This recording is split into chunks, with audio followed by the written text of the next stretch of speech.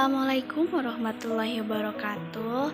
Nah, pada kesempatan kali ini kita akan membahas tentang apresiasi prosa fiksi dengan tema materinya yaitu angkatan 90. Nah, di sini kita akan menganalisis suatu karya sastra pada angkatan 90. Sebelum kita analisis, kita ketahui dulu apa yang dimaksud dengan angkatan 90.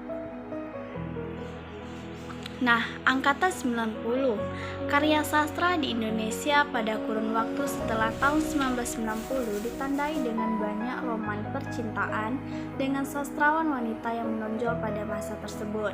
Nah, karya sastra Indonesia pada masa angkatan ini tersebar luas di berbagai majalah dan penerbitan umum.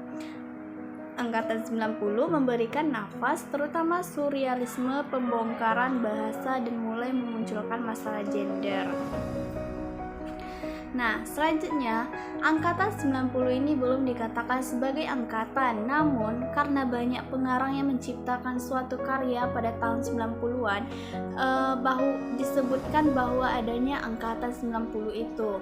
Nah, generasi 1990-an memang hanya menjadi pencatat peristiwa ketika fenomena di luar tengah diterjang badai kesemarakan beragama, sempitnya ruang artikulasi publik, dan lahirnya generasi yang gamang.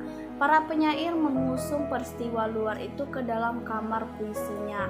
Maka tidak mungkin menciptakan sebuah angkatan tanpa adanya perambahan estetika dari sebuah generasi yang selalu mengklaim dirinya menjaga wilayah kata-kata.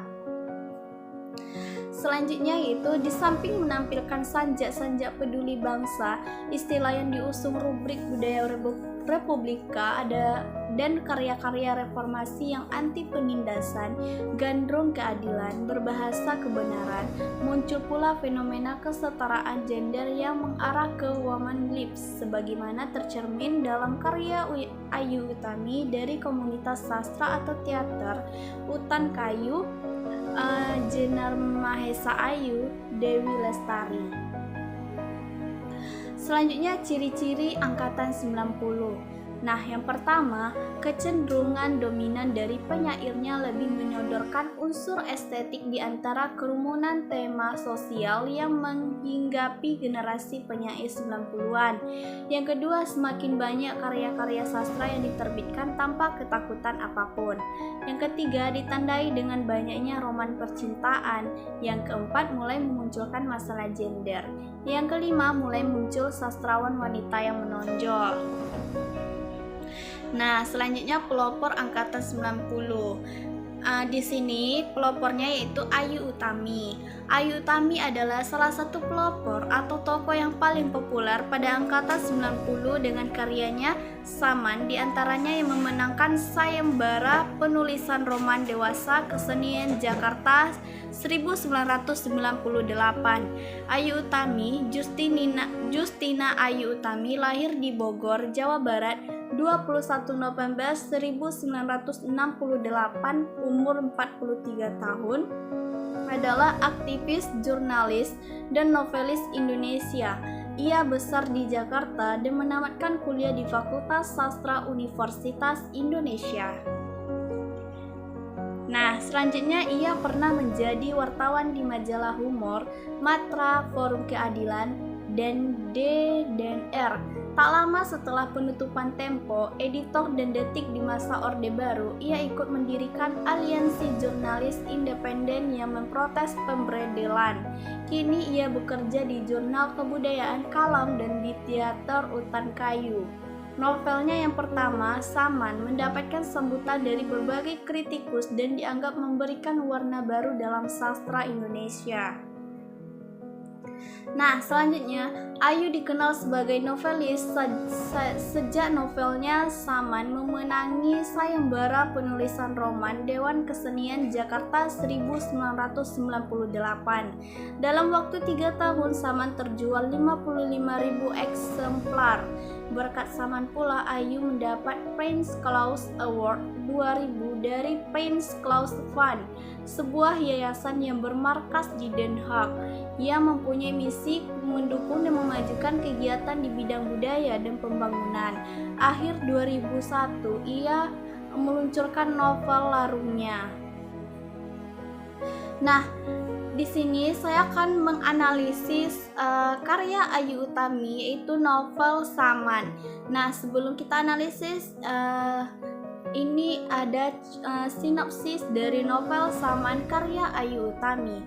Nah, Saman adalah novel pertama karya Ayu Utami yang diterbitkan oleh Kepustakaan Populer Gramedia pada bulan April 1998. Novel ini berkisah tentang seorang mantan pastor bernama Saman dan 4 perempuan yang bersahabat di kelas 6 SD sampai mereka dewasa, yaitu Yasmin Monika, Sakuntala, Cokorda, dan Laila.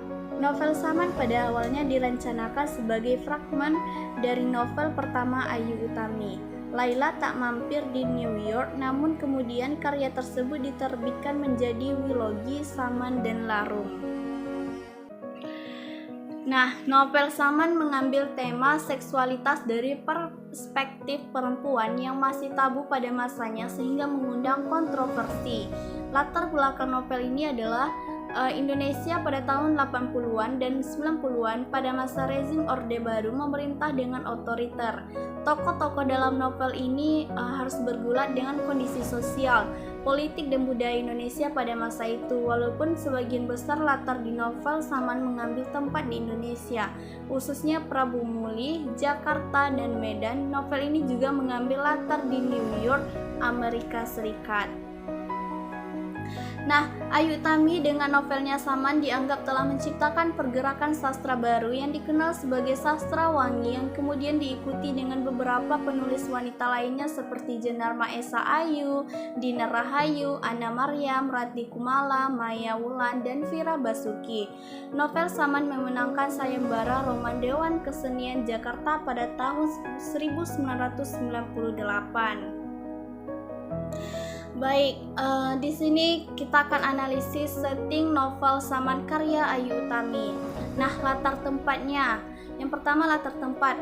Latar tempat ini dari novel Saman yang pertama adalah di New York, kemudian di Laut Cina Selatan, Pulau Mata, dan di Prabu Muli, suatu tempat di Palembang di daerah perkebunan karet.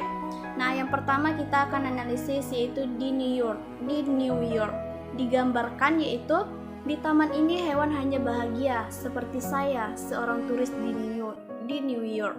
Apakah keindahan perlu dinamai? Saya akan pacaran, seperti burung berbusung bersih di ranting tadi. Saya akan pelukan, ciuman, jalan-jalan, dan minum di Rusian Tea-room, beberapa blok ke barat daya. Mahal sedikit, tidak apa-apa. Nah, itu bukti dari latar tempat di New York. Selanjutnya, bukti dari di Laut Cina Selatan, yaitu Laut Cina Selatan Februari 1993. Dari kejauhan, sebuah ring nampak seperti kotak perak di tengah laut lapis lazuli. Helikopter terbang mendekat dan air yang semula nampak tenang sebetulnya terbentuk dari permukaannya bergejolak, kalem namun perkasa, seperti menyembunyikan kekuatan yang dalam. Nah, selanjutnya latar tempat di Pulau Mata. Dapat dibuktikan Pulau Mata esok harinya, tanganmu luka, sihar terus memukul bangku Mika di bandara yang kecil, sehingga kulit Ari di buku jarinya lecet. Nah, selanjutnya yaitu latar tempat Prabu Muli. Dibuktikan dengan Prabu Muli masih kota minyak di tengah Sumatera Selatan yang sunyi masa itu.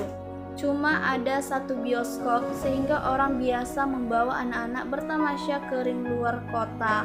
Melihat mesin penimba minyak mengangguk-angguk seperti dinosaurus, hiburan menegangkan lain adalah lutung atau siamang yang mendadak turun dari pepohonan.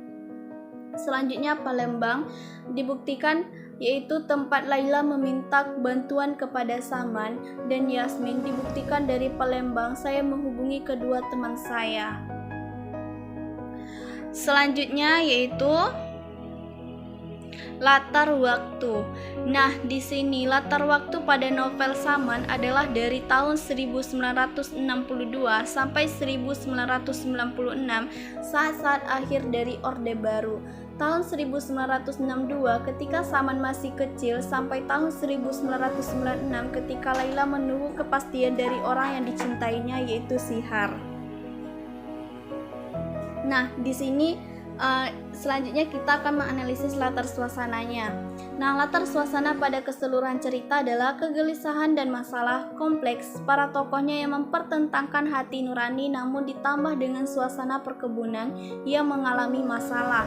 Misalnya nih, dari tokoh Saman mengalami banyak kejadian yang membuat dirinya harus melawan emosinya pada saat Saman bertemu dengan Upi gadis yang mengalami keterbelakangan mental. Saman sendiri tidak paham terhadap jalan pikirannya.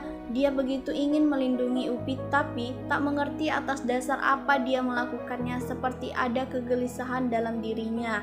Nah, dibuktikan dengan Wis merasa bahwa ia menyayangi gadis ini. Terkadang dipandanginya anak itu dengan heran, menyadari bahwa kasih datang dengan cara yang aneh setelah kita terlibat dalam suatu kesedihan. Nah, demikianlah pembahasan kita pada kali ini. Apabila terdapat salah kata, mohon dimaafkan. Billahi taufiq wal hidayah. Wassalamualaikum warahmatullahi wabarakatuh.